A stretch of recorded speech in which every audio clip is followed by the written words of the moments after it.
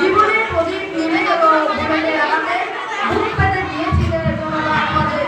তুমি নির্ভীক সাহসী বাংলার এই বুকে বুক পেতে চাই তুমি নবজীবন গঠনে মরণ যুগে চাই বাংলার বুকে যুগে যুগে তোমাকে অমর করে রাখতে শহীদ আবু সাঈদ ভাইকে নির্মমভাবে হত্যা করলো কুলাঙ্গারের দল।